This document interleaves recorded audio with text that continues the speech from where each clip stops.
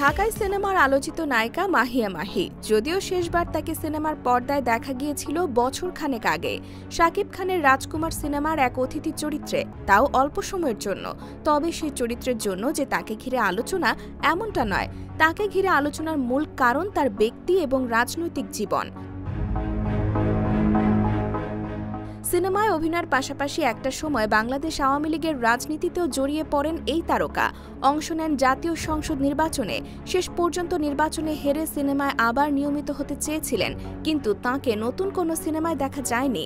ফেসবুকে সরব থাকার কারণে সিনেমায় অভিনয় না করেও আলোচনায় ছিলেন। তবে আওয়ামী লীগের সরকার পতনের পর সামাজিক মাধ্যমেও খানিকটা অনিয়মিত হয়ে যান তিনি।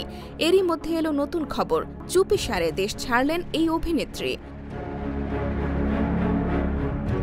জানা গেছে তার গন্তব্য যুক্তরাষ্ট্রের নিউ ইয়র্ক। আর এই খবরটি মাহি নিজেই তার ফেসবুক পোস্টে জানিয়েছেন। গতকাল বৃহস্পতিবার নিজের ফেসবুকে উড়োজাহাজের ভেতরকার কয়েকটি স্থির চিত্র পোস্ট করেন। চেক ইন ছিল নিউ ইয়র্ক। স্থির চিত্রে মাহিয়া মাহিকে বেশ ফুরফুরে মেজাজে পাওয়া গেছে। মাহি তার ফেসবুক পোস্ট করা ছবির ক্যাপশনে লিখেছেন, ঠিক আছে, ধন্যবাদ, বিদায়। এমন পোস্ট দেখার পর থেকে নানা প্রশ্ন ঘুরছে নেটিজেনদের মনে। তবে কি চিরতরেই দেশ ছাড়লেন মাহি? যদিও সে ব্যাপারে কিছুই বলেননি এই তারকা। সংবাদ মাধ্যমকে শুধু জানালেন, যুক্তরাষ্ট্রের ভিসা প্রাপ্তির পর আর যাওয়া হয়নি দেশটিতে, তাই এবার একটু সময় বের করে গেলেন। একমাত্র সন্তান বাংলাদেশে আছে, ঘোরাঘুরি শেষে আবার খুব দ্রুত দেশে ফিরবেন।